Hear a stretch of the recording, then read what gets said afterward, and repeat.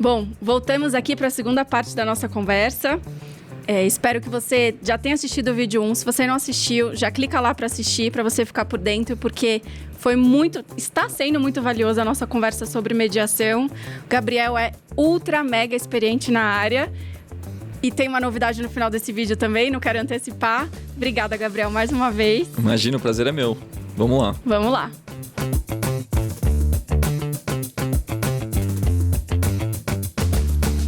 Quero aproveitar também a sua presença e a sua experiência numa área que eu tenho bastante interesse até de conhecer um pouco mais. Faz muito tempo que eu estudei sobre esse assunto e trabalhei, que é a mediação nas recuperações judiciais.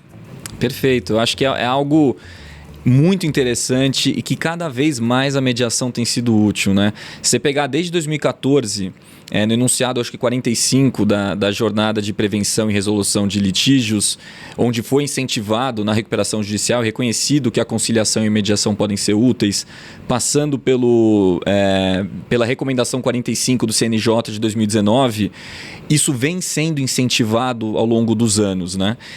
Caramba, desde 2014. Eu tava com 2019 na cabeça. Desde 2014, porque o enunciado ele é de 2000 o enunciado é de 2014 e a recomendação de 2019.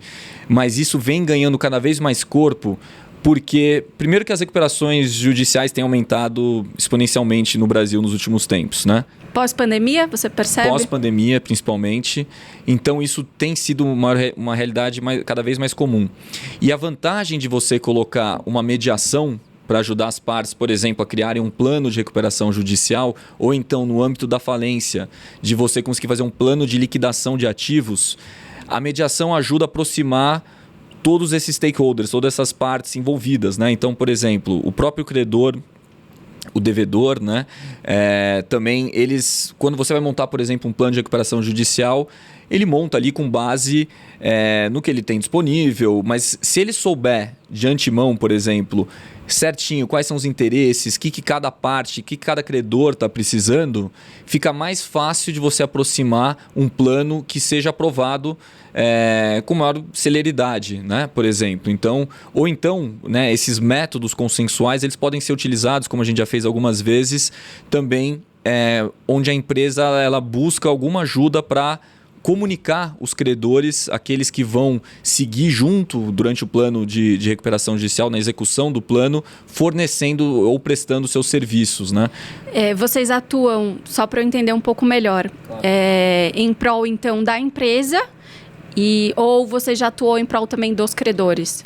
Nesses casos, a gente já atuou prestando serviços para as empresas, no âmbito de uma recuperação judicial, ajudando a criar scripts, processos, conversar com os credores, parceiros, né, para que eles sigam junto com a empresa.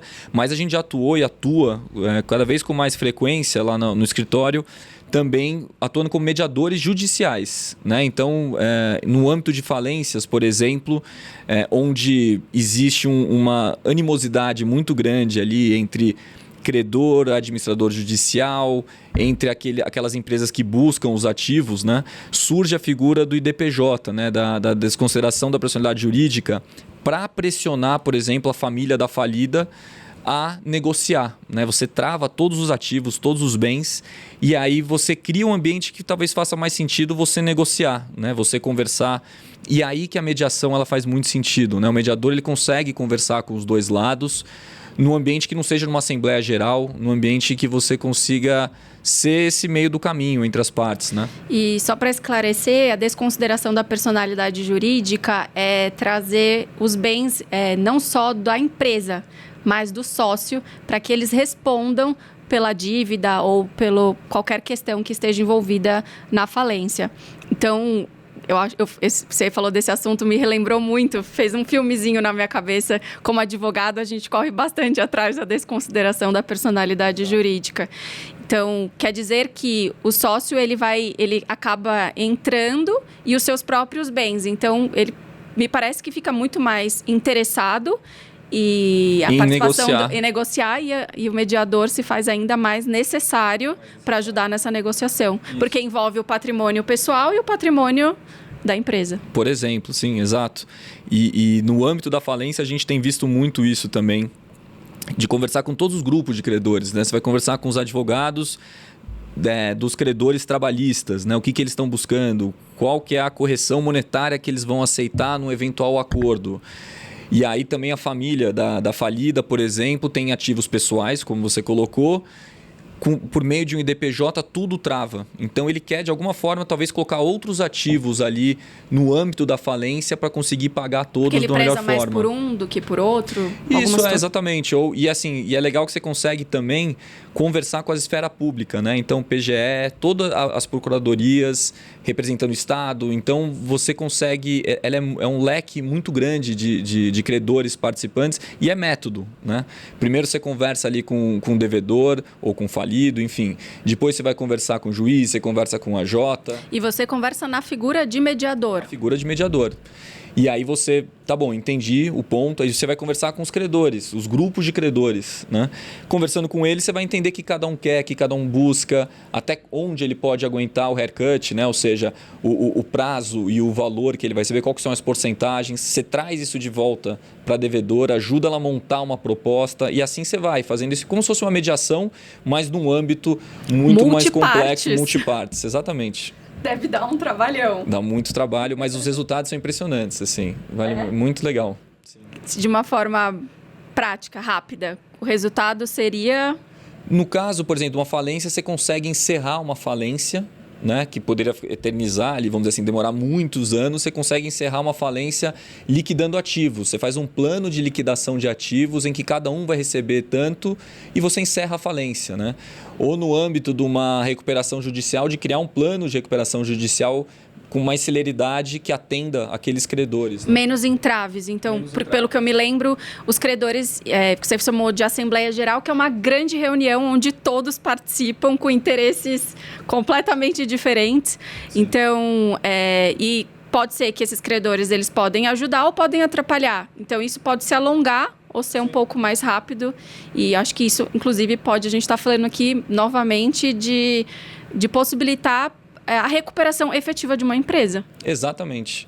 E a mediação ela entra como uma novidade, né? Que já não é tão novidade assim nesse meio, porque, como eu falei, está desde 2019 esse incentivo, mas cada vez mais a gente tem visto a figura da mediação, tanto no âmbito da recuperação judicial, quanto no âmbito da falência.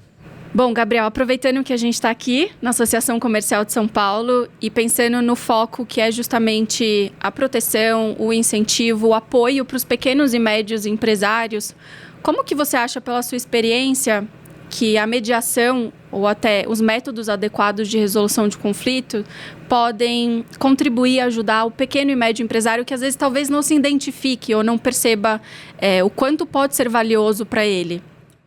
Eu acho que para o pequeno e para o médio empresário, a mediação, ela talvez seja o melhor caminho até para resolver as suas disputas. Por quê? Para eles, geralmente você não tem uma estrutura de um jurídico muito estruturado com 10, 15, 20 pessoas, né? São empresas menores. E você gastar tempo com recursos, cuidando de processos que você recebe, ou processo que você tem que ir atrás de um prestador de serviço, por exemplo, um fornecedor, você pode perder muito tempo, dinheiro em algo que não é o seu foco, né? Aquele não é o seu objetivo no seu trabalho, na sua razão social, enfim, o seu objeto social não é aquele. A mediação te permite controlar justamente os resultados e gastar muito menos tempo e dinheiro, né? As câmaras têm um papel muito importante nisso, justamente. Porque você está numa situação onde você, olha, eu não conheço como é que funciona, aonde que eu posso ir atrás disso. E as câmaras, justamente, nos seus estatutos, nas regras, é um meio que ele pode usar um custo mais baixo, né? A mediação costuma ser mais baixa que uma arbitragem ou que um processo judicial. Os custos costumam ser divididos entre as partes, então isso reduz ainda mais e você consegue também estabelecer, vamos dizer assim, um cronograma para resolver aquela disputa. Olha, eu quero fechar um pacote de horas, ou quero fechar, então vamos se reunir nesse dia para falar sobre isso. Ou então o fato de você conversar... Escolher um especialista que talvez seja um advogado ou tenha uma experiência empresarial e que possa compreender não só a parte do conflito, sim, mas também a parte empresarial, por Exatamente. E eu acho que juntando essas diferentes atribuições, né, no mesmo profissional, vamos dizer assim, você consegue escolher até qual que vai ser o melhor método para você seguir, né? A vantagem para o pequeno empreendedor também, uma outra que eu diria que é fundamental na mediação, é que você preserva os relacionamentos, né? Às vezes você precisa daquele fornecedor, ele é fundamental para o seu negócio ou para aquele prestador, você tem algum conflito com ele. Se você entra num processo judicial, provavelmente você vai quebrar essa cadeia, você vai ter que procurar uma outra pessoa. A mediação te permite manter aquele relacionamento porque você está sentando com o outro lado justamente para resolver. Provavelmente você já tentou resolver, não conseguiu, por algum motivo, algum desentendimento, você chama alguém para ajudar nisso, você resolve, mantém aquele relacionamento e consegue manter aí a sua cadeia de produção, a sua prestação de serviço normalmente. Eu falo até um pouco da cadeira de advogada empresarial, era não criar precedentes. Isso é muito valioso, porque querendo ou não, quando a empresa ela é acionada no judiciário, qualquer pessoa tem acesso àquelas informações, a condenação ou até, eventualmente, o acordo que ela faz no âmbito do judiciário. Então, quando outra empresa for acioná-la ou for procurá-la e ela for pesquisar todos os processos que ela tem em andamento, as sentenças, os acordos que ela fez, ela já sabe que ela pode pedir 20 mil e não 10 mil, porque ela já pagou, em outros casos, 20 mil reais, por exemplo. Então, isso eu vejo que é uma preocupação muito grande das empresas, não criar precedentes. E aí a gente está falando até de uma proteção da imagem da empresa, mantendo o sigilo, mantendo o controle e o procedimento dentro de uma câmara, que para o pequeno, eu acho que você falou uma coisa que eu nunca tinha parado para pensar. Estar dentro de uma câmara, além de você ter essa confiança e credibilidade, no caso aqui a Associação Comercial de São Paulo, que é a entidade, completando 130 anos esse ano, você tem o regulamento, você tem os especialistas, você tem o começo, meio e fim. Então, você tem qualquer dúvida, você sabe quem recorrer, você sabe onde você vai, você sabe quem são os especialistas. Então, é o caminho das pedras. Sim, sem dúvidas. E eu acho que o que você falou é fundamental. Evitar esse risco sistêmico, né? Evitar que você perca um processo ali, que seja algo público e notório, e isso prejudique todo o seu negócio, né? Eu acho que as câmeras, e a mediação, né, principalmente, ela pode muito ajudar a você controlar e mitigar esse tipo de risco. Para a gente encerrar, vou fazer uma pergunta que não estava nos planos, mas que eu acho que pode ser interessante. O que você vê dos métodos adequados ou da mediação? Pode escolher qual que você prefere responder. O futuro da mediação no Brasil ou dos métodos adequados de resolução de disputa? No Brasil, especificamente, eu vejo com ótimos olhos, assim. Eu acho que o nosso judiciário, ele tem sido... Ele é moroso, porque são muitos processos, as barreiras de entradas são baixas para você começar com o processo. Porém, o judiciário como um todo também tem buscado mais esses métodos adequados. Então, antigamente você falava assim, o método adequado ele é uma alternativa para o judiciário, claro, mas cada vez mais isso tem sido incentivado por leis, regulamentos, a entrar também dentro do judiciário. A mediação, os métodos adequados no Brasil, eles têm crescido, a gente tem feito cada vez mais. Assim, é algo que eu diria que há 5 anos atrás eram poucas pessoas que faziam. Hoje em dia é um mercado que poucas pessoas ainda fazem, mas cada vez mais clientes, empresas têm buscado a mediação, né? E métodos adequados de modo geral, né? Então, tanto no âmbito, vamos dizer assim, numa disputa única, singular, você resolver, ou até num sistema, né?